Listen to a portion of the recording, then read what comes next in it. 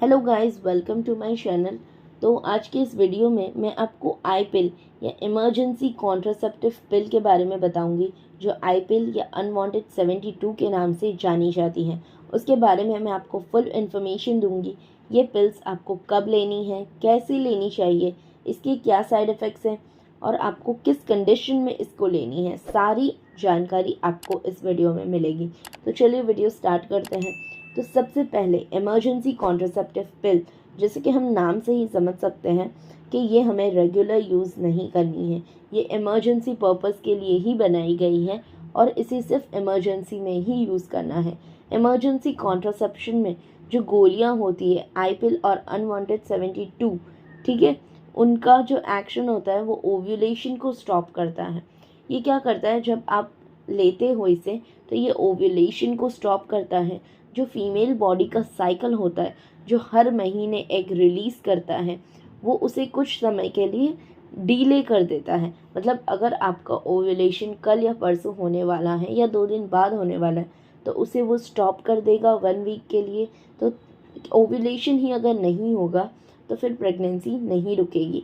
अगर ओव्यूलेशन नहीं होगा तो एग फर्टिलाइज नहीं होगा और प्रेगनेंसी नहीं रुकेगी। लेकिन अगर ऑलरेडी ओव्यूलेशन हो चुका है, जैसे कि अगर आपने जिस टाइम अनवांटेड 72 या आई पिल ली, उस टाइम अगर आपका ओव्यूलेशन हो चुका है, तो ये स्पर्म्स को मार देता है। स्पर्म्स डेड हो जाते हैं ताकि प्रेगनेंसी ना हो सके। लेकिन अगर आपने ये पिल्स लेने में देरी कर दी और आपकी प्रेगनेंसी रुक चुकी है, तब ये प्रेगनेंसी को कोई हार्म नहीं करती है। इससे अबॉर्शन नहीं होता है। इस बात का भी ज़रूर ध्यान रखें। बहुत से लोग ऐसा करते हैं कि प्रेगनेंसी रुक चुकी है, अब आई पिल ले ली। तो नहीं गाइस, आपको ऐसा नहीं करना है। आई पिल किस लिए होता है? प्रेगनेंसी को रोकने के लिए। अगर प्रेगनेंसी रुक चुकी है तब आपकी ये इमरजेंसी कॉन्ट्रासेप्टिव पिल्स काम नहीं आएगी। तो इस बात का भी आपको ध्यान रखना है। अगर आपका प्रेगनेंसी रुक चुका है तो उसके लिए अलग मेडिसिन होती हैं। अगर आपको ये प्रेगनेंसी कंटिन्यू नहीं करना है तो आपको मेडिकली अबॉर्शन करना होगा, या आप प्रेगनेंसी अगर आपकी 7 हफ्तों से कम है तो आप मेडिसिन्स भी होती है जिससे आप अबॉर्शन करवा सकते हो। लेकिन आई पिल या अनवांटेड 72 से प्रेगनेंसी ख़राब नहीं होगी। ये ओव्यूलेशन को डिले या ब्लॉक कर सकता है और स्पर्म को डेड कर सकता है। आई पिल या इमरजेंसी कॉन्ट्रासेप्टिव पिल्स आपको ओवर द काउंटर किसी भी मेडिकल स्टोर में बिना कोई डॉक्टर के प्रिस्क्रिप्शन के आराम से मिल जाएगी। इनकी प्राइस भी 90 से 120 तक होती है। इससे ज़्यादा महंगी ये नहीं आती है। इसमें प्रोजेस्टेरॉन हार्मोन्स होते हैं। जो गर्भ निरोधक गोलियों में जो प्रोजेस्टेरॉन हार्मोन्स होते हैं वही इसमें होता है, लेकिन इमरजेंसी कॉन्ट्रासेप्टिव पिल्स में काफ़ी ज़्यादा मात्रा में होता है प्रोजेस्टेरॉन, इसलिए ये तुरंत असर करता है। इसलिए ये गोली आपको प्रेगनेंसी रोक सकती है। छोटी सी गोली होती है लेकिन बहुत हेल्पफुल होती है क्योंकि इसका डोज काफ़ी हैवी होता है। अब बात करते हैं कि इसको लेना कैसे है।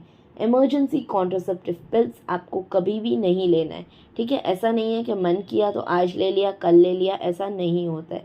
इसका एक टाइम होता है। जैसे कि अनप्रोटेक्टेड सेक्स के 72 आवर्स के अंदर, ठीक है, 72 आवर्स मतलब 3 दिन के अंदर आपको लेना है, तभी ये प्रेगनेंसी को रोक सकती है। अगर अनप्रोटेक्टेड इंटरकोर्स हुआ है तो उसके 72 आवर्स के अंदर ही आपको ये लेना है। इसकी सक्सेस रेट 90% तक है। कोई भी कॉन्ट्रासेप्शन 100% इफ़ेक्टिव नहीं होता है। इस बात का आपको ध्यान रखना है। इसकी सक्सेस आप बढ़ा सकते हो। अगर आपने इंटरकोर्स के तुरंत बाद इसे ले लिया तो इसकी सक्सेस 97% तक हो जाती है। जितना जल्दी आप इसे लेंगे उतना ही ये सक्सेसफुल होगा। अगर आप 72 आवर्स के बाद इसे लेंगे तो ये काम नहीं करेगा। बाकी 72 आवर्स में आप जितना जल्दी लेंगे ये उतना ही असरदार होगा।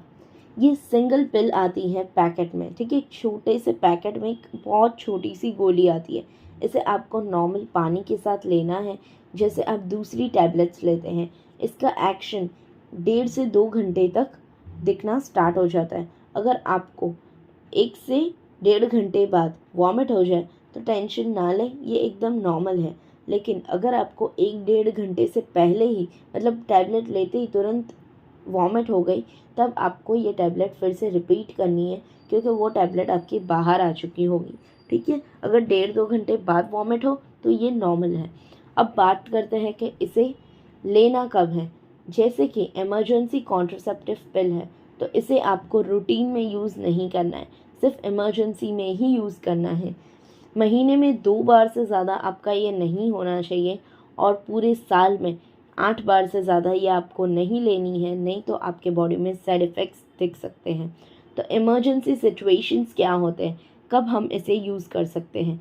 तो जब एक लेडी का फर्टाइल पीरियड होता है, जब उसे प्रेगनेंसी के हाई चांसेस होते हैं, तब अगर बिना कॉन्ट्रासेप्शन के इंटरकोर्स हुआ है, तब आपको 72 आवर्स के अंदर अनवांटेड 72 लेना है। इसके अलावा अगर आप किसी और गर्भ निरोधक पिल्स ले रहे हो लेकिन कभी स्किप हो गई, तब आप इसे यूज़ कर सकते हैं।